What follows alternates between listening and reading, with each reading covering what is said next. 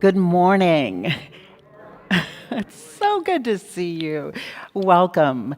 Both those of you who are here in the room and those of you who are watching live stream, welcome to the Eno River Unitarian Universalist Fellowship here in Durham, North Carolina, on the unceded ancestral lands of the Eno, Shakori, Sissipaha, Saponi, and Lumbee people.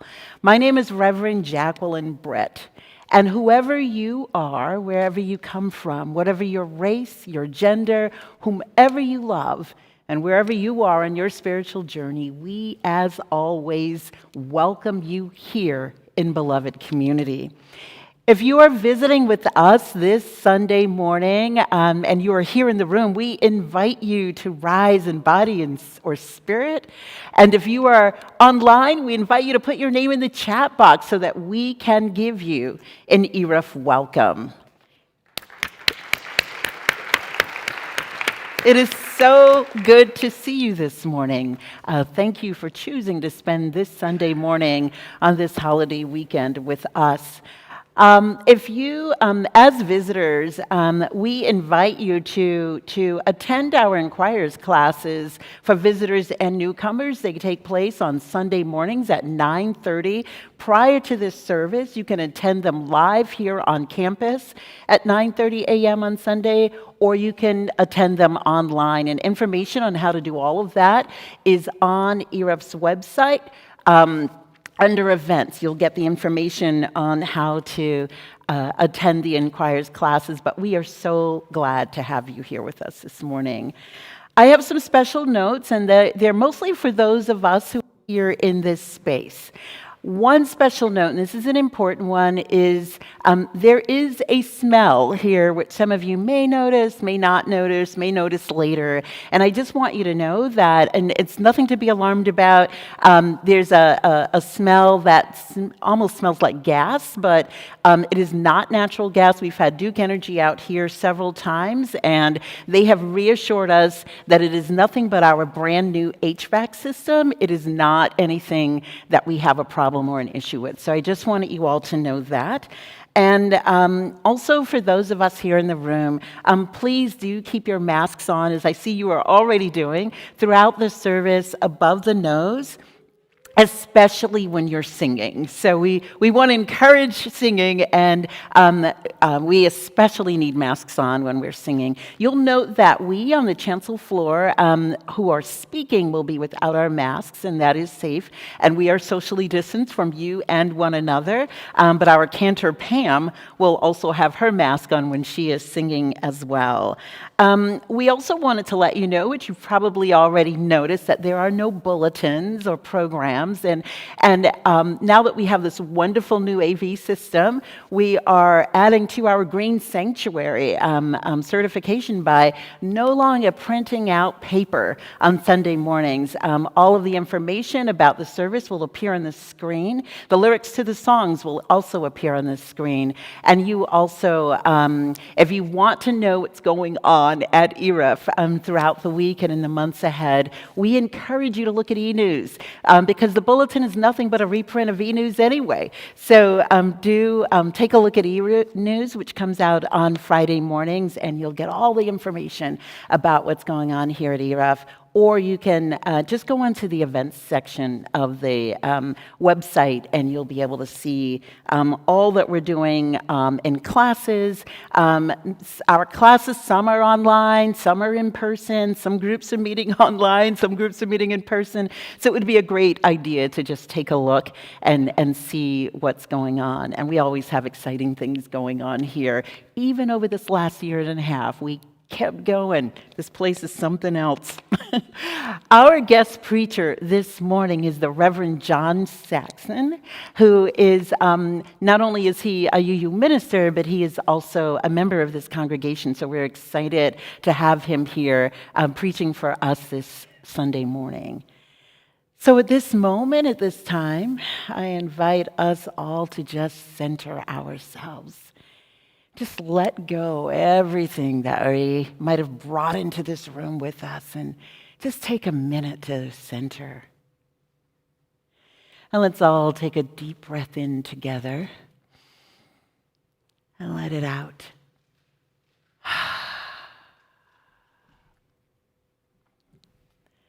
And let us continue with worship.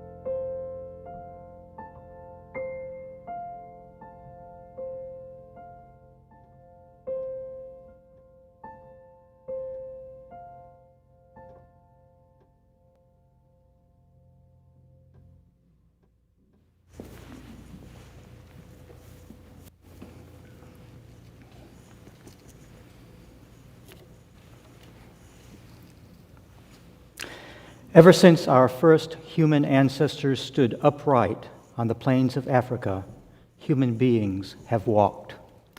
Across mountains, plains, rivers, and deserts, by night and day, through wind, rain, and snow, fleeing famine, poverty, disease, and war, seeking food and shelter, opportunity, adventure, freedom, and peace, we have walked. Like Henry David Thoreau and Johnny Appleseed, on pilgrimages to Mecca, Jerusalem, Varanasi, Santiago, and Walden, and as soldiers marching off to countless wars, we have walked. Remembering those who walked with chains on their feet and those who followed the Underground Railroad to freedom with the drinking gourd as their guide, we have walked. Remembering Native Americans who were driven from their ancestral lands on the Trail of Tears, refugees fleeing violence and persecution in Central America, Syria, and Myanmar, those who marched from Selma to Montgomery, and those protesting injustice on the streets of Raleigh, Kenosha, Minneapolis, and Elizabeth City, we have walked. With songs on our lips and songs in our hearts, in pain and sorrow, and with courage, faith, hope, and love, we have walked. This morning, our steps have led us here, to this beloved community that welcomes each of us as we are. Those who walk and those who can't walk, those who are seeking, those who are restless, those who are hurting, those who are lost, those who have strength and love to share. Come, let us walk together in spirit for a while. Come, let us worship together.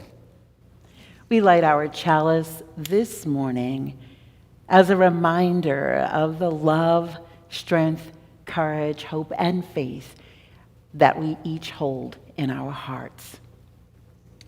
And let us continue worshiping by rising in body and spirit and singing our first song this morning, Sia Hamba. The lyrics will be on the screen. And thank you, Pam, for leading us.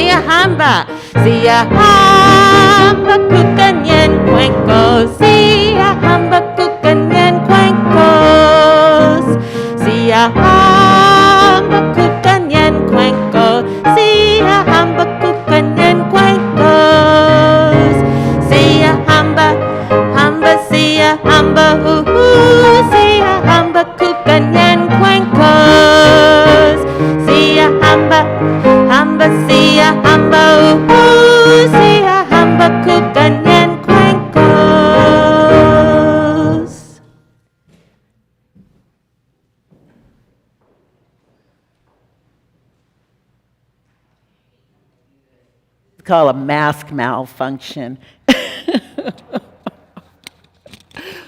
At any rate, some of you know that we have been doing some incredible work in this congregation in helping families that have arrived here from Afghanistan. And we've been taking up a collection throughout the month of November in order to support that effort, because our commitment has been to assist these families over a period of months. And right now we're assisting, is it two or three? Three families from Afghanistan. And here to tell you more about that are members of our Immigration and Refugee Action Group that's part of our Justice Ministry. So come on up.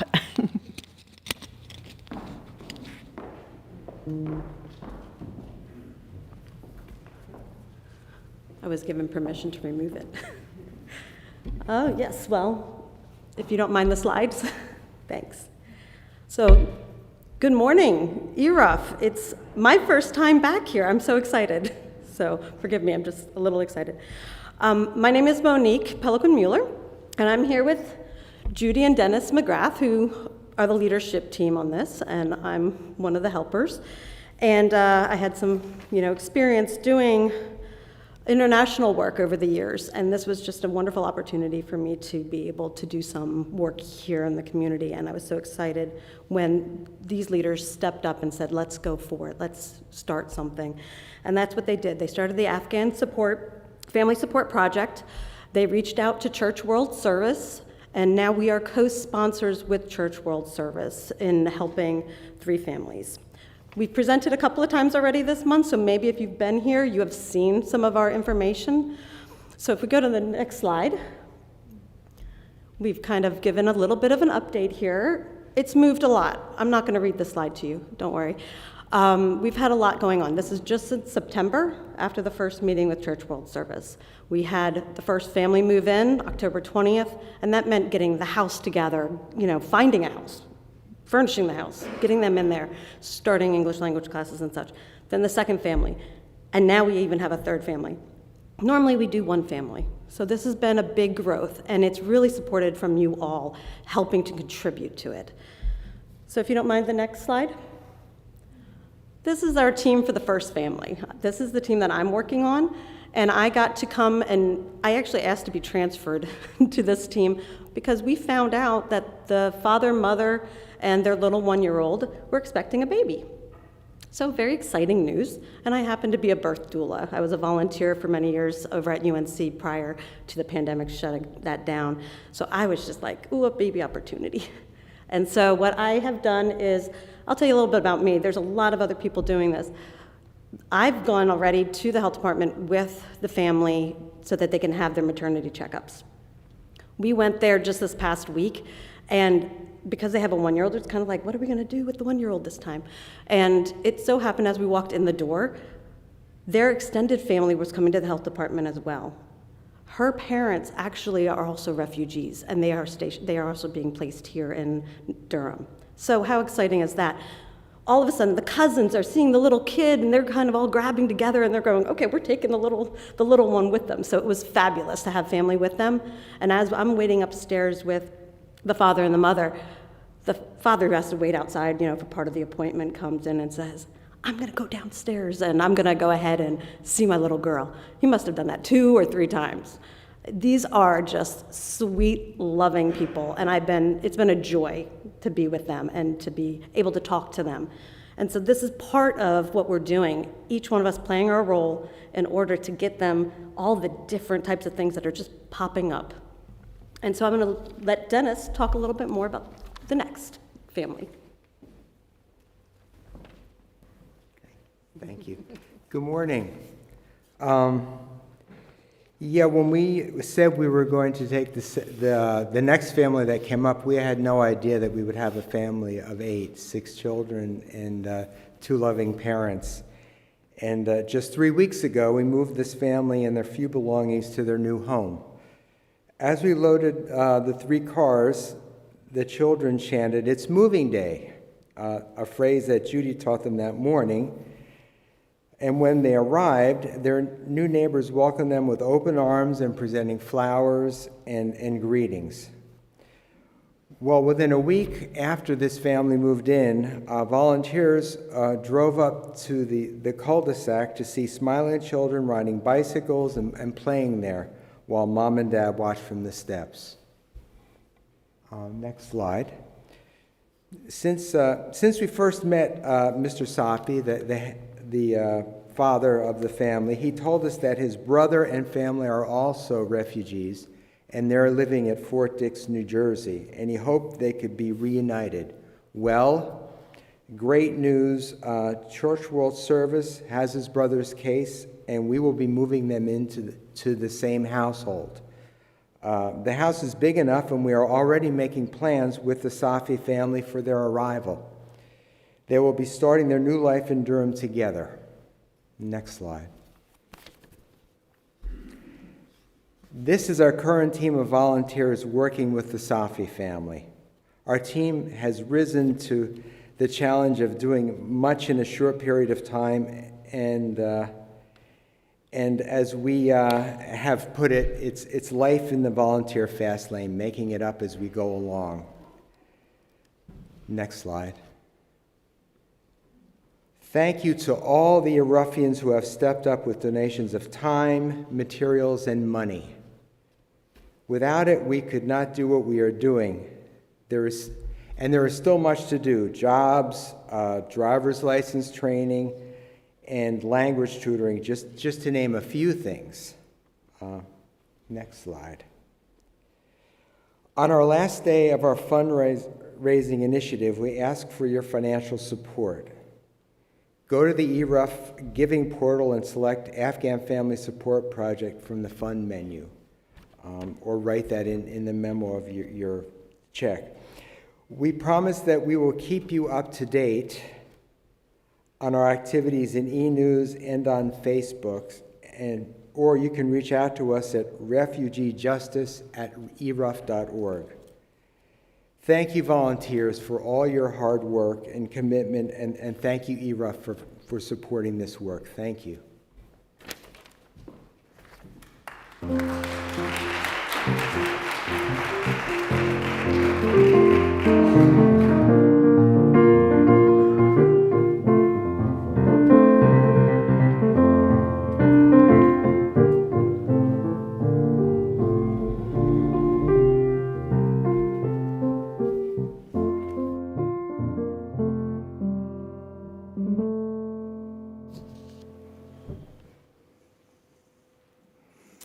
I invite you now, those of you who are here and those who are somewhere and with us today, to pause with me for a time of silent meditation, guided by the words of the Vietnamese Buddhist monk, Thich Nhat Hanh.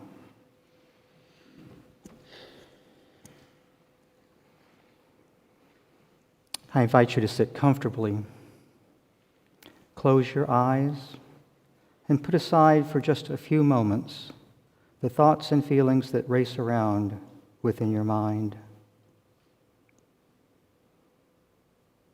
Relax and let go of the tension within your body, your legs, your back, your arms, your neck.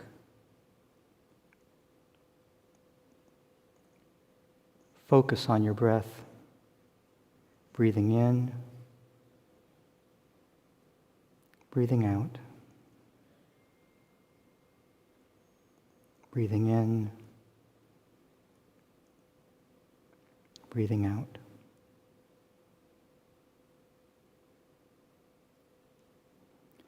When we first learned to walk, we walked just to enjoy walking.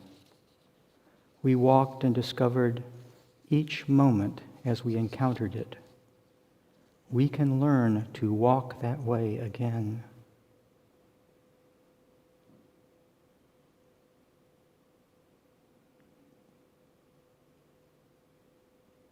So often we walk with the sole purpose of getting from one place to another.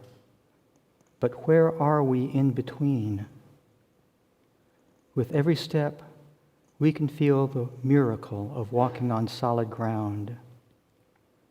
We can arrive in the present moment with every step.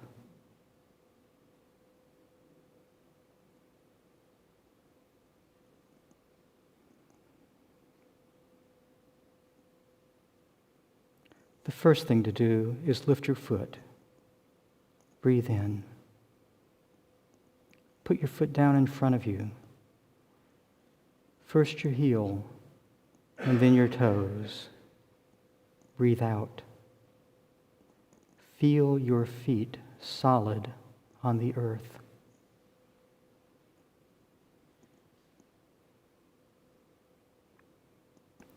One of the most profound teachings about walking is also the shortest.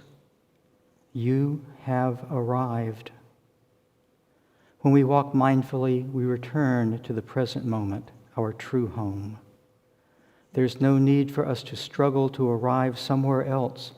We know our final destination is the cemetery. Why are we in a hurry to get there? Why not step in the direction of life, which is the present moment?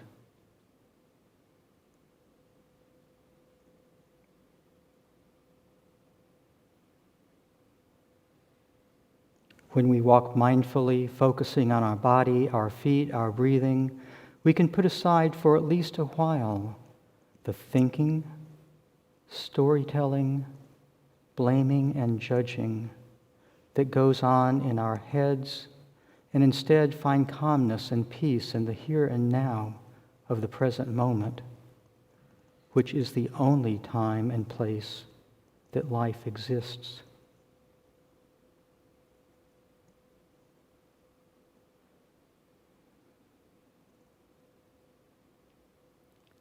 To live in the present moment is a miracle.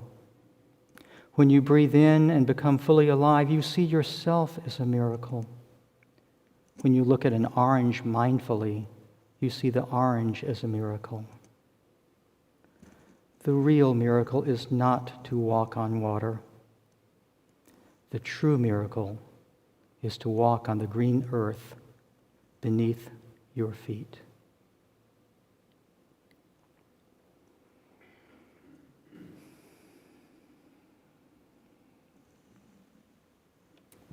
I invite you to hold in your heart, all of us hold in our hearts this morning, the joys and concerns of all those in this beloved community.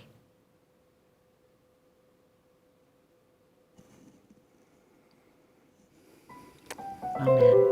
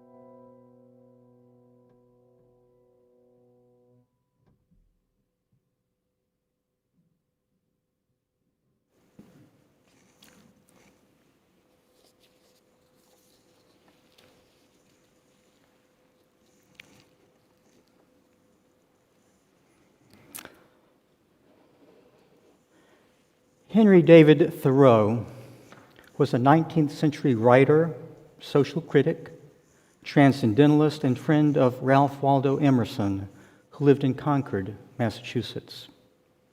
And he was also a Unitarian. Well, he was a kinda Unitarian. Folks didn't see him often at the Unitarian Church in Concord on Sunday mornings. And if someone had asked him why he didn't go to church on Sunday, Thoreau probably would have said that his church was in nature, and he went to church every day when he walked through the woods and fields around Walden Pond.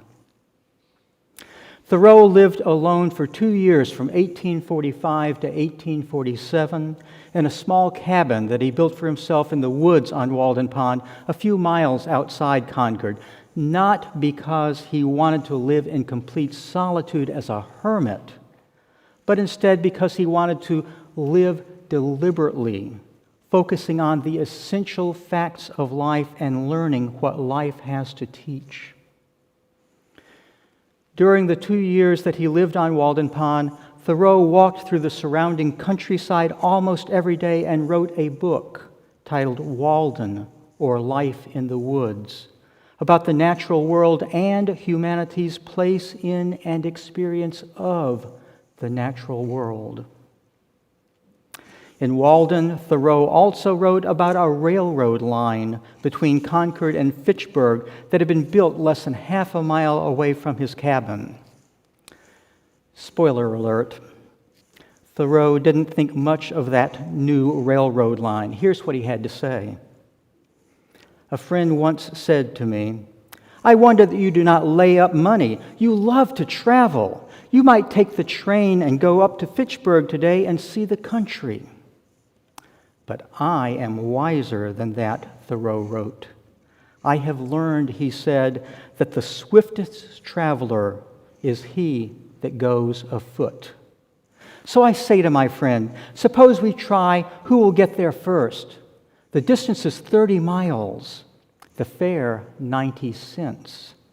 That's almost a day's wages. Well, I start now on foot and get there before night. You will, in the meanwhile, have earned your fare and arrive there sometime tomorrow or possibly this evening, if you are lucky enough to get a job in season. Instead of going to Fitchburg, you will be working here the greater part of the day. And so, if the railroad reached round the world, I think I should keep ahead of you. Thoreau's most thorough exposition, pun intended, about the art of walking, however, is found in his essay titled simply Walking, which he first delivered at the Concord Lyceum in 1851 and read 9 more times in the Boston area, more than any of his other essays, including Civil Disobedience, before he died in 1861. Walking and hiking were an integral, essential part of Thoreau's daily life. Working as a surveyor, he walked and laid out the property lines between farms and homesteads. Without a horse or carriage, he walked back and forth to Concord to visit his friends, buy supplies, and have his laundry done by Emerson's wife. He walked the paths around Walden Pond to think and reflect and learn more about the flora, fauna, geology, and geography of the land on which he lived. And he walked for the sheer pleasure of walking. In his essay on walking, though, Thoreau extols the virtue of sauntering as something different from hiking, wandering, or a simple means of getting from point A to point B. I have met but 1 or 2 persons in the course of my life, he wrote, who understood the art of walking, who had a genius, so to speak, for sauntering, which word, he incorrectly believed, is derived from idle people who roved about the country in the Middle Ages and asked charity under the pretense of going à la Sainte Terre, to the Holy Land, till children exclaimed, "There goes a saunterer, a Holy Lander." They who never go to the Holy Land in their walks as they pretend, Thoreau continued, are indeed mere idlers and vagabonds. But they who do go there, he said, are saunterers in the good sense, such as I mean. Thoreau was dead wrong about the etymological root of the word saunter, but he was absolutely correct, I believe, in understanding that there are many different ways to walk and that some ways of walking, sauntering, wandering, meandering, wayfaring, arise from and nurture the human spirit or soul. Thoreau claimed that the preservation of his health and spirits required sauntering through the woods and over the hills and fields for at least 4 hours a day. And he was at a loss to understand how his neighbors were able to survive, trapped all day in their shops and home by their work, and living what he called quiet lives of desperation. It's an understatement to say that Thoreau could be quite judgmental about what he called the mass of humanity.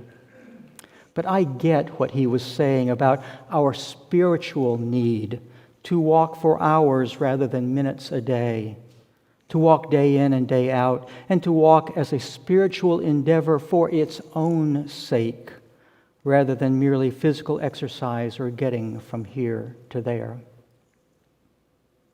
More than anything else, though, Thoreau, like Thich Nhat Hanh, believed that walking or sauntering, like any soul-nourishing practice, should be approached with a mindset of presence rather than productivity. I am alarmed, he wrote, when it happens that I have walked a mile into the woods bodily without getting there in spirit. In my afternoon walk, I would fain forget all my morning occupations and my obligations to society. But it sometimes happens that I cannot easily shake off the village. The thought of some work will run in my head, and I am not where my body is. And what business have I in the woods, he asked, if I am thinking of something out of the woods? Thoreau's understanding of and passion for walking resonate with me. And like it was for Thoreau, walking is and has been an important part of my life, an essential aspect of who I am as a human being. One of my earliest memories of walking was when, at the age of 5, I walked alone every day from home to the public school in a small lumber town in northern Wisconsin, along sidewalks that in winter were like a hallway with walls of snow on both sides stretching far, far above my head. In my 20s and 30s, I went hiking in the Appalachian Mountains of Virginia and North Carolina as often as I could. I've been attracted for many years by the spiritual practice of walking labyrinths, which are not mazes or puzzles to be unraveled or solved, but rather one twisting, meditative path that is meant to be experienced as it leads one to its center and back out again into the world. Over the past decade, I've walked several times a week, often with Miriam and often along Hillsborough's Riverwalk. I've walked almost 1,800 miles on the Camino de Santiago, an ancient Christian pilgrimage route in France, Spain, and Portugal, usually 15 or more miles every day, step by step, day after day, for 3 to 5 weeks at a time. And as I've walked, I've encountered and heard stories about fellow pilgrims who were walking with blisters and aching feet, pilgrims who walked so fast they left me in the dust, and others who walked more slowly. One pilgrim who was walking on crutches because one of his legs had been amputated above the knee. Pilgrims who were blind and walked with canes to help them follow the path. And pilgrims who made the journey in wheelchairs, on their own or with the help of others, because they were unable to walk. For me, walking is sometimes just the way I choose to travel from one place to another. And one reason I walk is to get the physical exercise I need to stay healthy. But walking for me is not just about getting from point A to point B. It's not just about physical exercise, losing weight, or staying healthy. Walking is, for me, a spiritual experience, especially, but not just, walking on the Camino de Santiago. Sometimes when I walk and talk with others and enjoy the companionship that exists whenever 2 or more people walk or eat or sing or sit or play or travel together.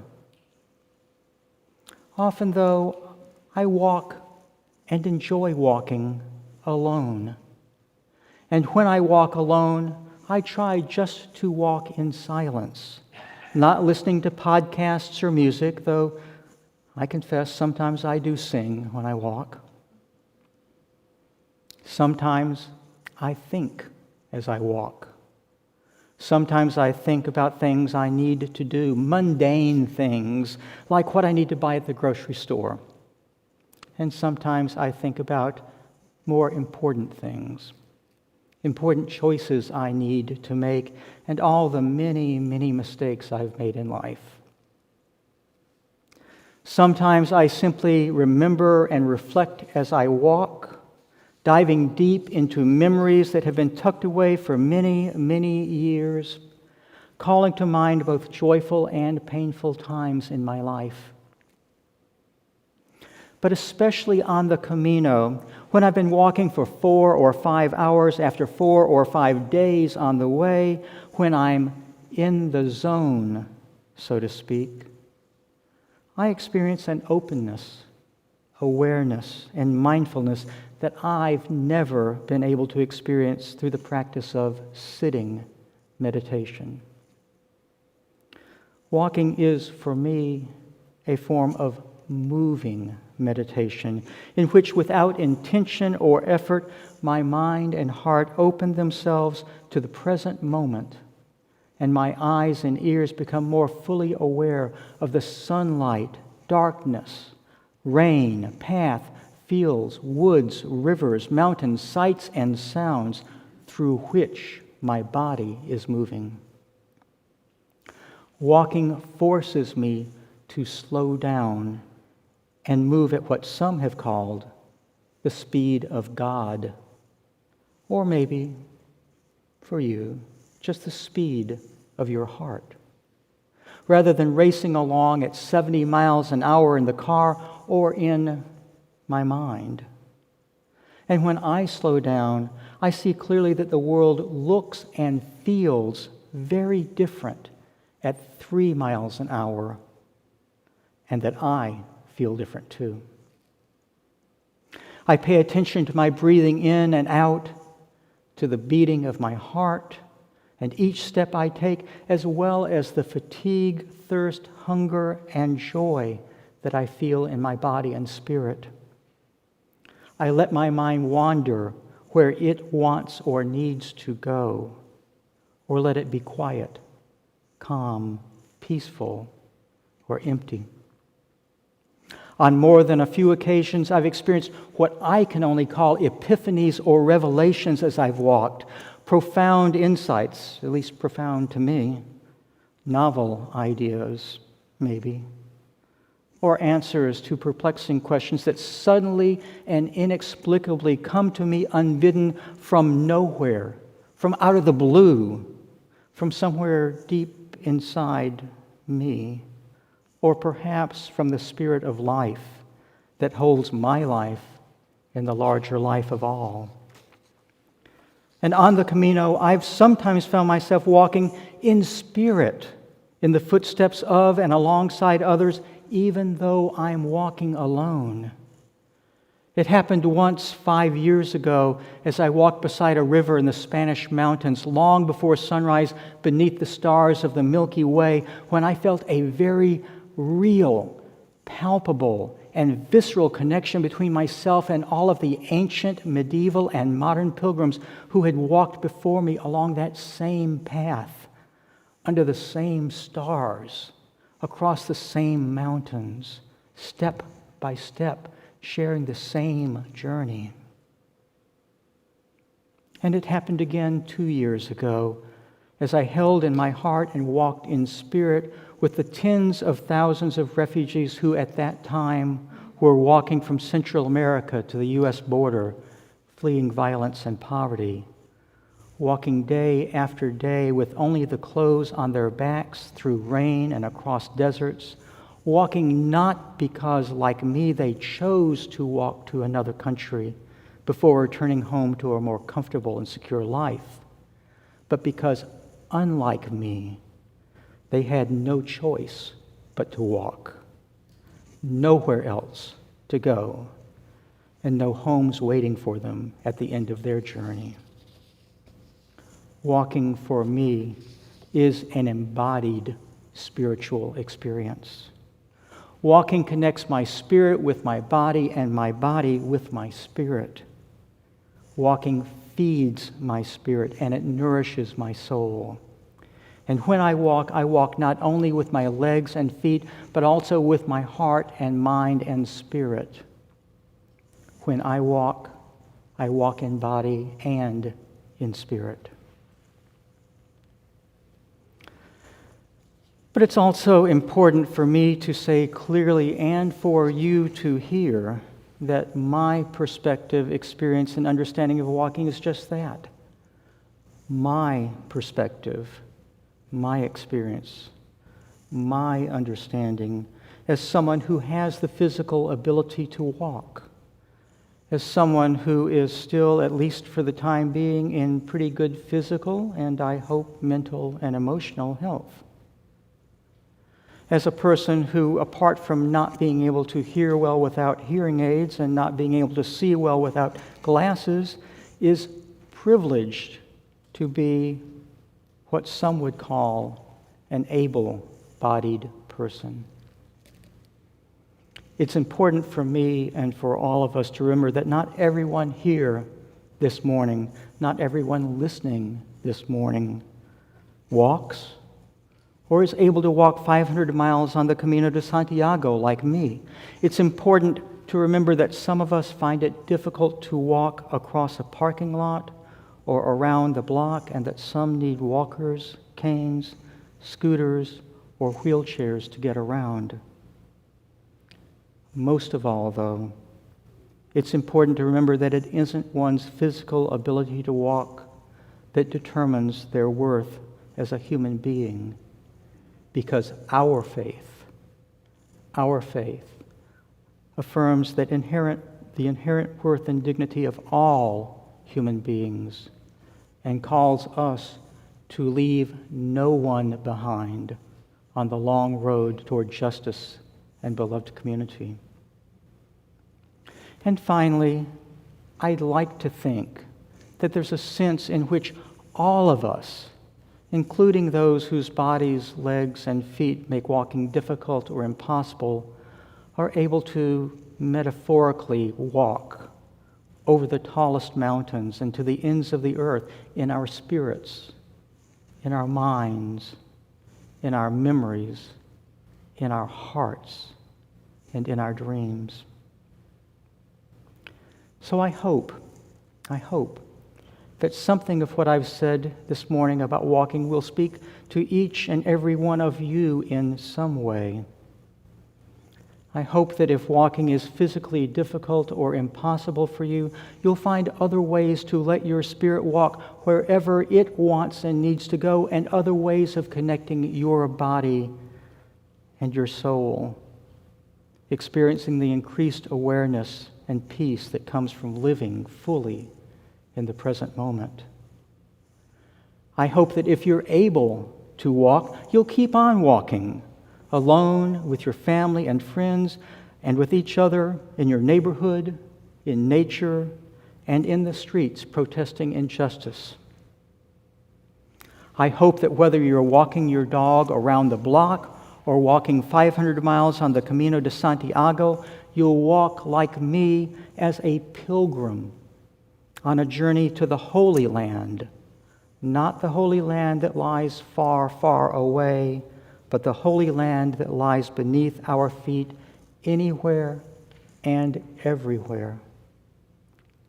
I hope that whenever you walk or however you move through the world, you'll walk or move like Henry David Thoreau as a saunterer and with the mindfulness of Thich Nhat Hanh. And I hope that as you walk life's journey in body or in spirit, you'll find some time to stop and rest, to play, to enjoy the beauty of the natural world, to let your spirit catch up with your body, and to never ever worry too much about how long it will take to get where you're going. May it be so.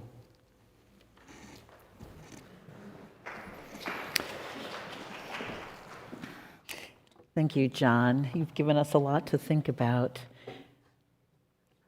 So we all got to hear a little about our Afghan Family Support Project just a little while ago.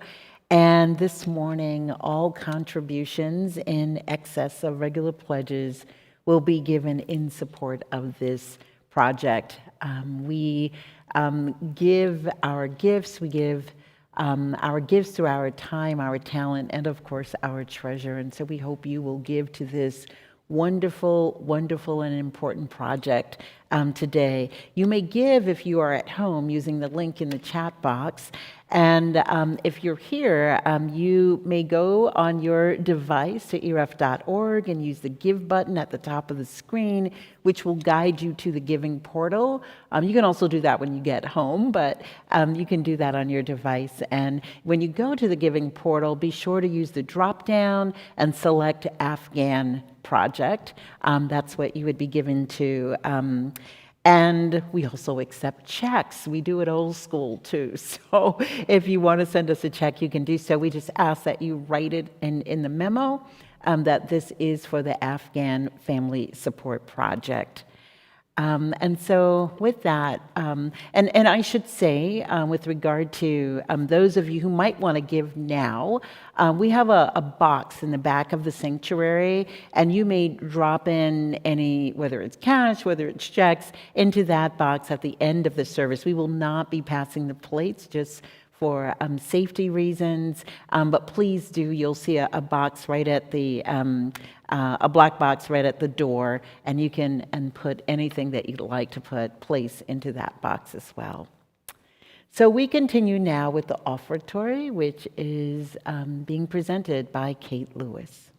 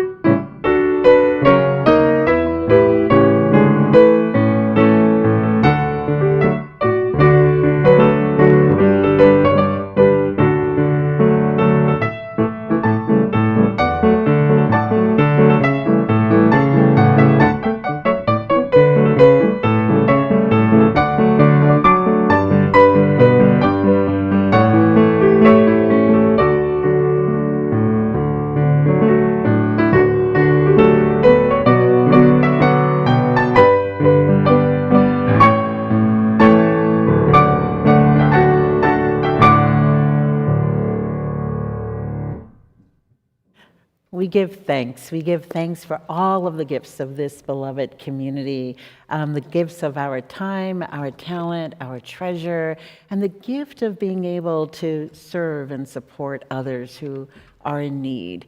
We give thanks.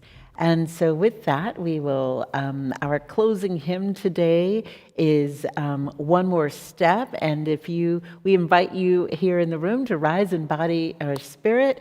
And Pam will lead us, and the words are on the screen.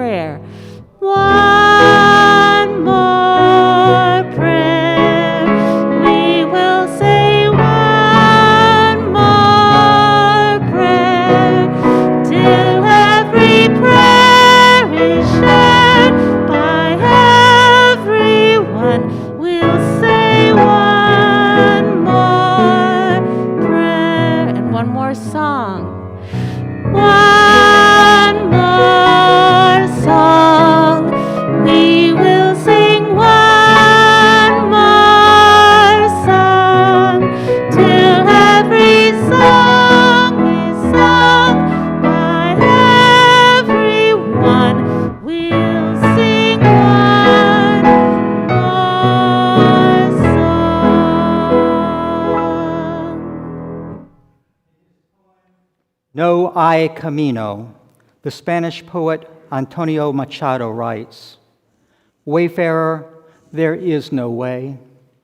Your footsteps are the road and nothing else. Wayfarer, there is no way. The path is made by walking. When you walk, the path is made, and looking back, you see the path that will never be walked again." May we who are companions on life's journey walk today and always on the path of compassion and understanding. May we never veer from the path that leads to justice and beloved community, even when the way is hard and the promised land seems far away. And may love guide each and every step we take with our legs, our feet, and our spirits. May it be so.